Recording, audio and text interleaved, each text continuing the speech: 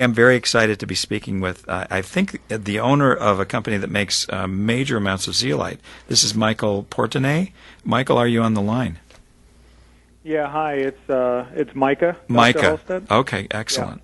Yeah. I own Zeo Health Limited. Yeah, so I was actually told about you by my dentist, who works a lot with detoxification, particularly in regards to mercury, and he actually told us specifically about your company, and I'm real excited about zeolites. How did you get started with working with zeolites?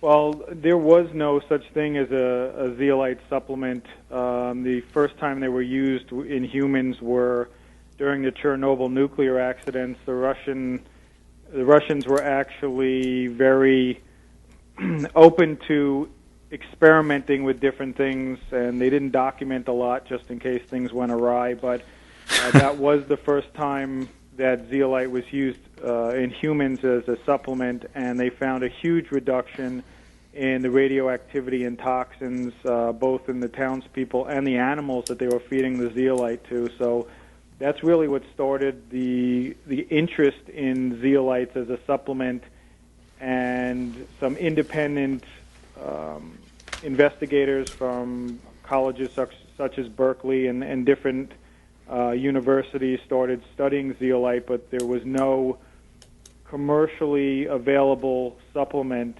until I pioneered that about 15 years ago. Great so job. Not until 15 years ago then. Then before that, people weren't using zeolite then. Correct. Okay. Yeah, no one really had any idea about what zeolite was or what it did, except in the in the educational community. Okay, so that before then humans were never ingested the zeolite. Was it just that somebody just decided, let's see what this? It's a clay, right? No, it's not a clay. Okay. It's a silicate-based mineral. Okay. So it's similar to clay, but it's a little different. All right. And what would be the difference? Is it the texture or? Well, the way that zeolite forms is the lava and ash from a volcano will actually, when it runs into the sea, has a chemical reaction with the sodium in seawater, and it creates a cage-like structure at the particle size and a negative charge, which acts like a magnet. So zeolite has been used for a very long time for commercial purposes. They used it in water filtration, toxic cleanups, cat litter, cement filler. So it does a lot of different things and was used commercially, and that's actually why the Russians used it at Chernobyl. They said, well, we're using it to clean up the radioactivity from the nuclear accident, and we know that it's non-toxic. What would happen if we ingested it? So that's really why it started that way, because it was being used commercially. But like water, I use as a prime example. You have spring water and you have swamp water. I mean, which one would you want to be consuming? And the same kind of thing is with zeolite. There's zeolite. Most of the zeolite in the world is used for commercial purposes, and you shouldn't be running off to your pool store to start consuming that stuff. It's not really a food grade or meant for humans to consume it. Mm-hmm. Interesting. So how do you get to food grade zeolite? Well, I mean, first of all, when I started this, I spent about 4 years testing mines from all over the world, samples to make sure we found the most pure mine in the world, and then starting with the most pure source, we then were able to figure out a way to use a cation exchange to make sure that the zeolite was completely clean in order to make it for human consumption. Okay, so when I'm taking, by the way, I've taken like my 2 teaspoons, one last night and one this morning. So when I'm taking my rocks, there's no problem with what I'm taking? No, absolutely not. That's been processed for human consumption, and the cage is clean and available to attract heavy metals and toxins in your body and trap them in the cage, which is very important part part of zeolite compared to clays is that it has that cage structure. There's a lot of detoxifying products on the market. And what happens with these detoxifying products, they do work. They'll pull heavy metals and toxins out of the body, but then they pull it out of the cell, then your body has to refilter them, and you get what's known as a healing crisis. You'll get the same symptoms as if you were poisoned by heavy metal toxicity, things like diarrhea, headaches, nausea, vomiting. So those type of things are what happens when your body feels it's being poisoned for the first time again. So your liver has to refilter all that. With zeolite, when it pulls it out of the cell and traps it into the cage, your body's never re-exposed to the toxins and heavy metals, and they just flow out of your body naturally. So that's really the big difference. Okay, is that urinary or is it stool? Mostly urine, but there is stool as well. The body treats it as food. Okay, all right. It treats it as food. When you're doing a zeolite, is it necessary to have something like an oat bran or something to carry it out, or it's going to be doing that automatically, or is that just helpful?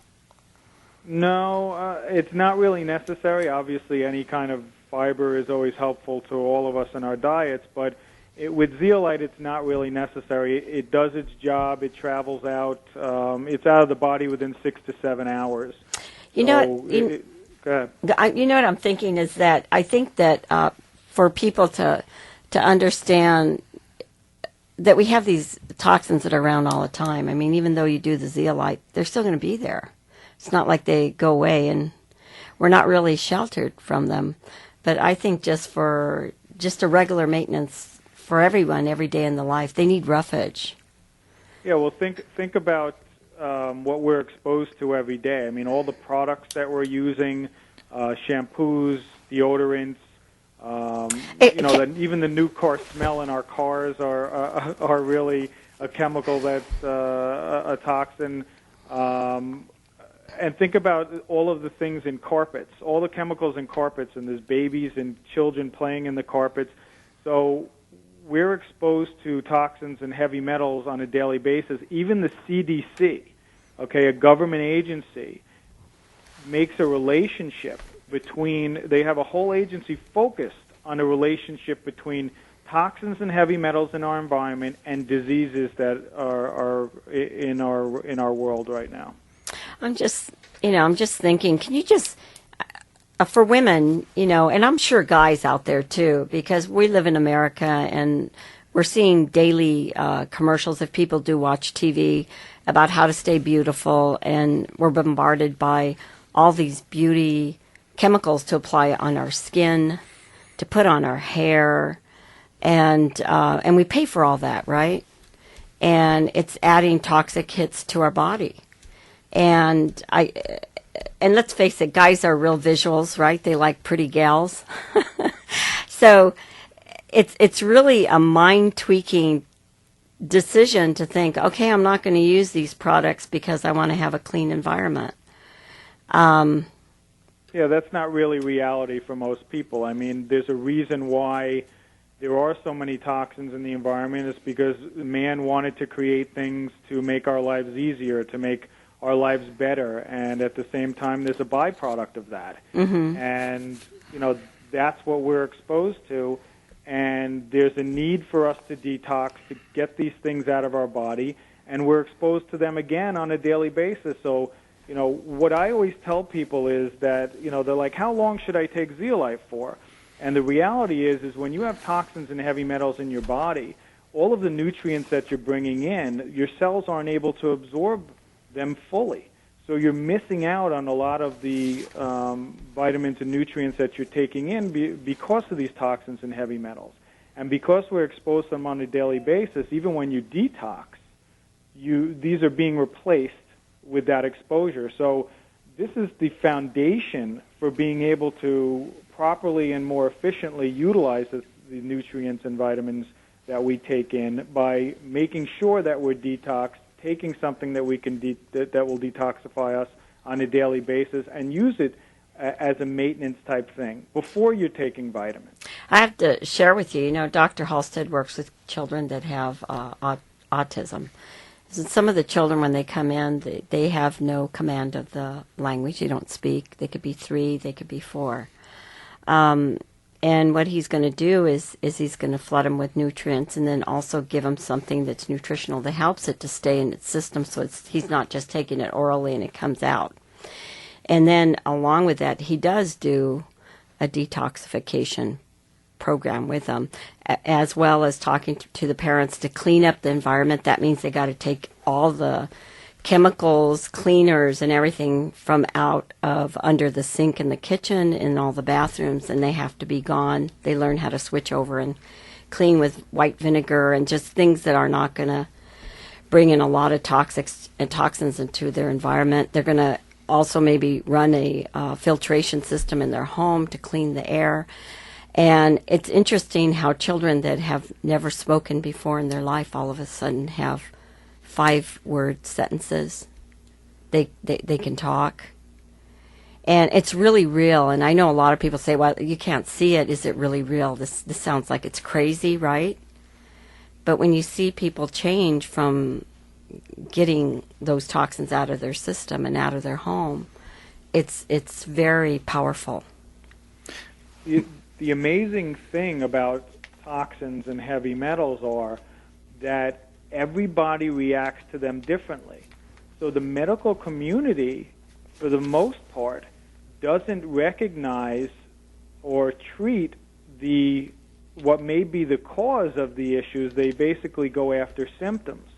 So, with toxins and heavy metals, one person may have, bad skin, another one pancreatitis, but it's all based on the toxins and heavy metals. I mean, the CDC, like I said before, is a whole department focused on the relationship between toxins and heavy metals and diseases.